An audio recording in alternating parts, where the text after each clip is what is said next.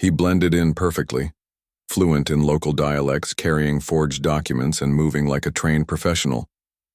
But what he didn't know was that President Ibrahim Traoré had already tightened the net. Just meters from the presidency, an American spy was captured, and what he was carrying stunned everyone. The sun had barely risen over the capital Ouagadougou when a tall man emerged from the dusty airport terminal with a small leather suitcase in one hand and a folded tourist map in the other. His passport name was France. His French accent was convincing, polished, even friendly, but hidden behind the accent and the false identity was Tom Hastings, a seasoned U.S. intelligence officer on a mission more dangerous than any he had ever undertaken. Tom's mission was simple in conception, but complex in execution.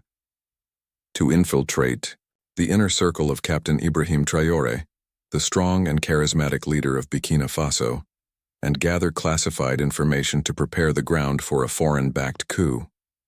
His aides had warned him. The captain was no fool. Ibrahim Traoré had survived previous threats, both domestic and foreign, and was now a symbol of anti-imperialist resistance across West Africa. But the West was growing impatient with Traoré's growing influence and his refusal to bow to international pressure. They wanted him out quietly and cleanly. Disguised as a French businessman interested in promoting ecotourism, Tom had worked months in advance to establish his cover. Using forged documents approved by agents embedded in certain diplomatic posts, he managed to obtain a tourist visa with minimal resistance. The French embassy in Burkina Faso, whether through ignorance or silent complicity, granted the visa within 48 hours. He arrived on a Thursday, mingling with other European visitors. As he passed through customs, smiling politely at the agents, a small bead of sweat formed on his temple, not from fear but from the dense, dry heat of the Sahel. Under his cap, cleverly embedded in the lining, was a micro-surveillance camera. The cap, custom-designed by U.S. intelligence technology teams, could transmit high-resolution video via a secure satellite connection, sending live images to an encrypted server accessed by analysts in Virginia. The camera was invisible to the naked eye. Even the airport scanners, outdated and easily tampered with, detected nothing. Tom knew his tools well. His leather belt contained a hidden chip reader. His watch doubled as a microphone. All he wore was a weapon, though he carried no firearms. His mission required subtlety, not bloodshed, at least not yet. As he stepped out of the airport, he was met by a local tour guide, an unwitting assistant hired by the so-called Rudolph Tour Group, the phony business front used to solicit meetings with government officials. The guide was a cheerful man named Issa, who prided himself on showing visitors the beauty of his country. As they drove through the vibrant city, Tom observed everything: military checkpoints, police stations, major intersections. Every glance was recorded, every movement noted. They visited monuments, historical sites, and cultural centers.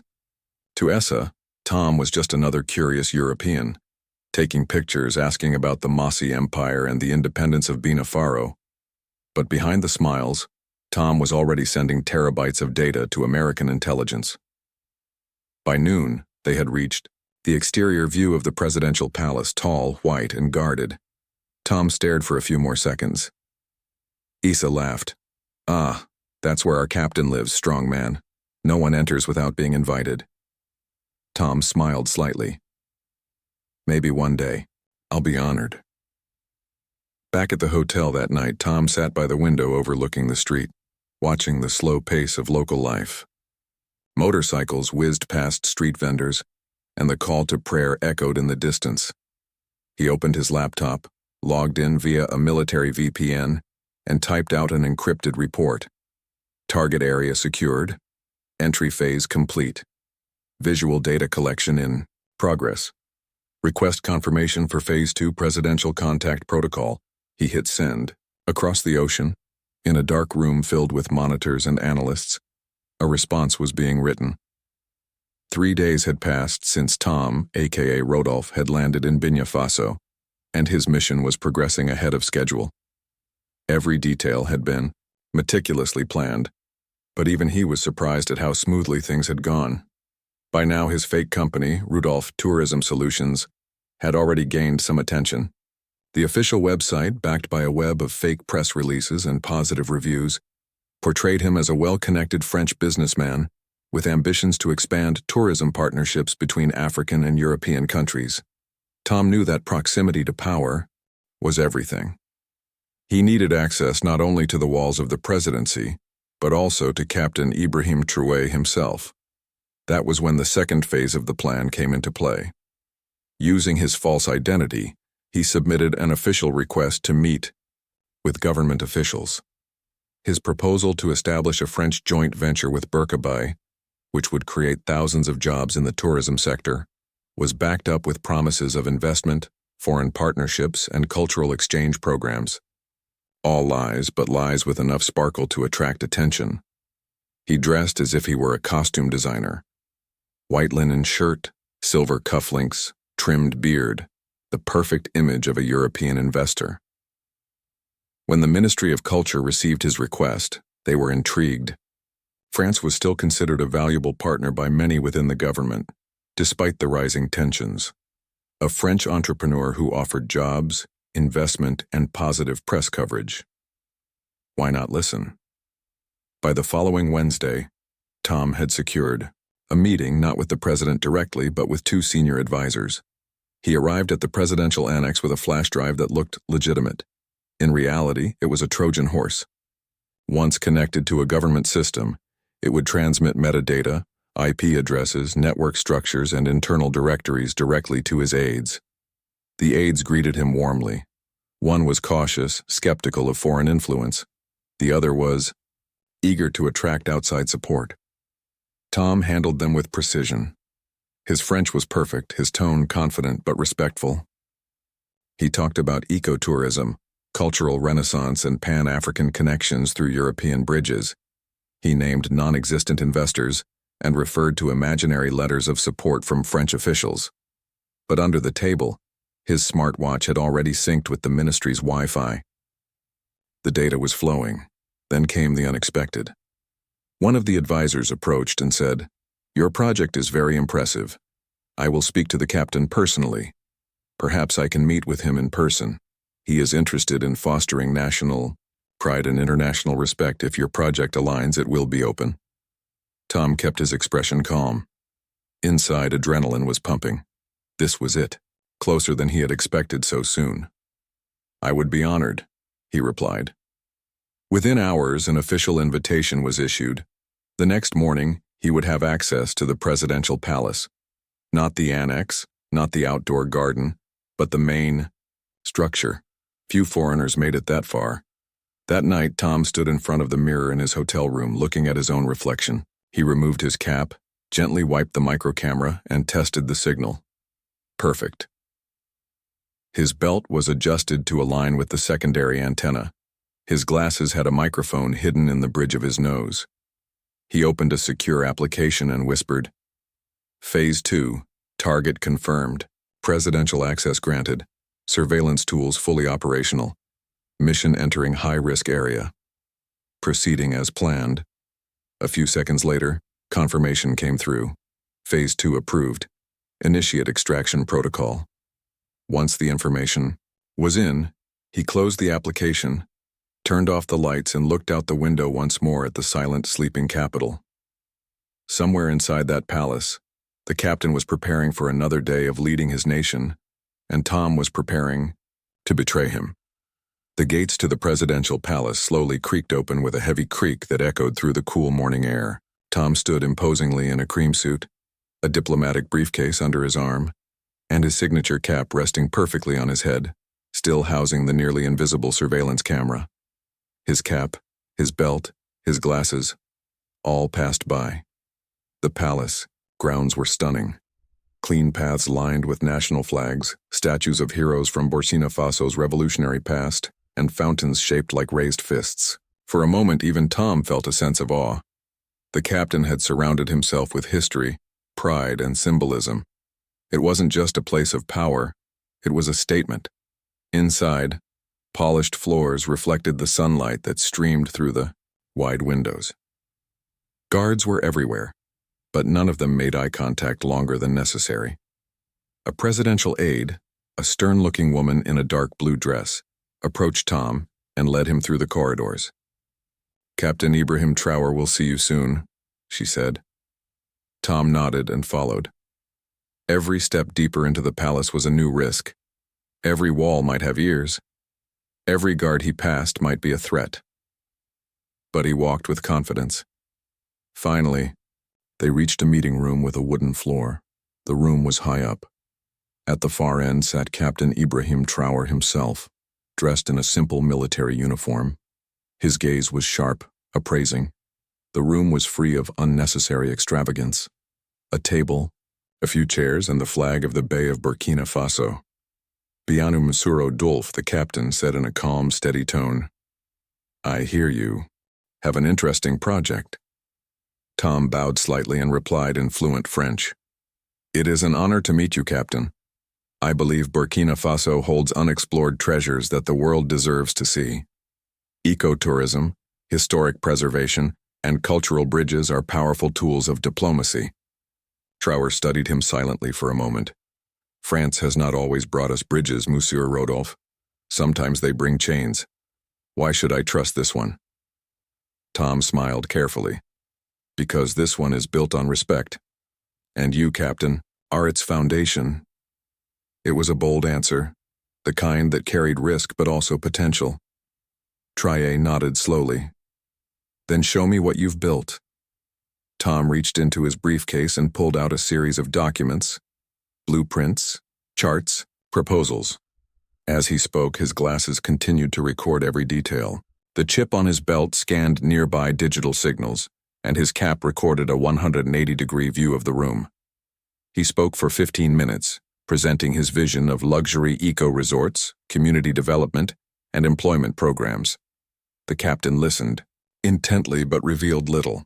Finally, when Tom was finished, Traoré stood. "I will consider your proposal. My nation is cautious these days. Rightly so, but we are not closed." He held out his hand. Tom shook it firmly, hiding the microchip in his palm. A seemingly innocent handshake, but the chip transferred a signal that activated the deep scanner hidden in the walls of the room. It would scan the network for vulnerabilities as soon as he left. Tom bowed again. "Thank you, Captain.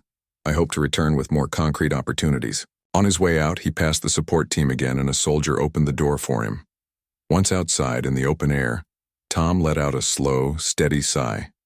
The mission had entered the lion's den, and he had made it out. But he didn't notice the camera watching from the roof. Nor did he see the suspicious glances exchanged between two guards. Someone was already watching the watcher. Inside the Presidential Intelligence Office, hidden in the very heart of Ouagadougou, Commander Sleiman Dabir, head of Captain Ibrahim Traoré's internal security unit, was transfixed in front of his screen. For days he had been investigating a strange digital echo, an unknown foreign signal that had briefly connected to one of his secure systems shortly after the visit of the so-called French businessman. "This was no accident," he muttered.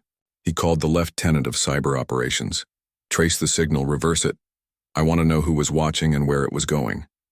Within minutes, the results were back. Encrypted transmissions routed through multiple virtual tunnels, but the signature pointed unmistakably to a cluster of servers in Virginia, United States. Government connection. Commander Soleil's face darkened. "He's not French. He's American." He immediately contacted the captain. Captain Ibrahim Traoré was alone in his office reading a classified briefing when his secure line buzzed. He answered calmly. "We've reached out to the captain. We have a problem. That tourist Rolf is not who he says he is." "What do you mean?" "We've traced his data transmissions. They're going to U.S. intelligence and his passport. French identity forged, fabricated. Real name Thomas Hastings, agent confirmed. American." The captain closed his eyes for a long moment. He suspected something was wrong with the man's confidence, the two of them so in tune. But this was war. "Bring him in," Traoré said. Meanwhile, Tom, still unaware that his cover had been blown, sat in a downtown cafe, drinking bicep juice and writing his progress report. The camera in his cap was still transmitting. His watch had just scanned a secure government telephone network. His phone buzzed. A message from his local contact. "You have been approved for your second appearance. Return to the palace tomorrow morning." He smiled faster than expected, whispered. But as he stood to leave, something seemed off. A nearby vendor stared at him for a long time. A motorcycle passed and turned back. He didn't see the officers in the airplane suits approaching. It was only when he turned into the alley near the hotel that the trap sprang. A black SUV screeched to a halt. 4 men jumped out. "Mr. Radolph, presidential security." One of them barked. Tom backed away slowly. "Is something wrong?" Before he could react, a taser went off. Within seconds, he was on the floor. His cap was ripped from his head. A guard stared into the small built-in lens and said, "You've had enough film." Back at the palace, Tom was dragged into a small concrete room. No windows, no sound, just cold air and metal chairs. Captain Trey walked calmly in, dressed in a simple combat uniform. He stood over Tom, who was now handcuffed, his face bruised but defiant. Then the captain said, "Tell me, Thomas Hastings, how many coups has your country staged on African soil?" Tom stared at him silently. Ray the judge leaned forward. "You came here in disguise? You filmed my presidency? You scanned my walls? And for what? Another puppet regime to serve your interests. I was supposed to execute you today." But the captain paused. "Number, you will speak and the world will listen. This is no longer just espionage. This is war. A silent war, but a war nonetheless." He turned to his guards and led him into the bunker. "Maximum security, no contact, and alert the Russian liaison officer. We'll need their equipment." As the guards dragged Tom away, he shouted, "You don't know what you're doing." But Captain Ibrahim Traoré knew exactly what he was doing. And now the hunter had become the hunted. Deep within the presidential palace, behind 3 layers of reinforced steel and biometric locks, Thomas Hastings, known to most as Rodolph, sat on a metal bench inside a dimly lit room. The air was thick with silence and the weight of consequence. Cameras monitored his every move. Armed guards stood outside, rotating every 2 hours to prevent fatigue. This wasn't just a cell. It was a fortress. The Americans had gone too far. And this time, Captain Ibrahim Traoré was determined to expose them. The door opened. A blast of cold air followed as Commander Sulian Dabira entered, followed by a Russian technician dressed in black, carrying a sleek case of high-quality surveillance extraction tools. "Good morning, Mr. Hastings," he said simply, calm but firm. "Or should I call you Agent Thomas?"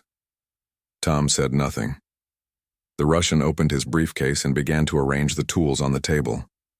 Signal disruptors, microdata readers, neural impulse detectors. Espionage is no longer just the stuff of movies.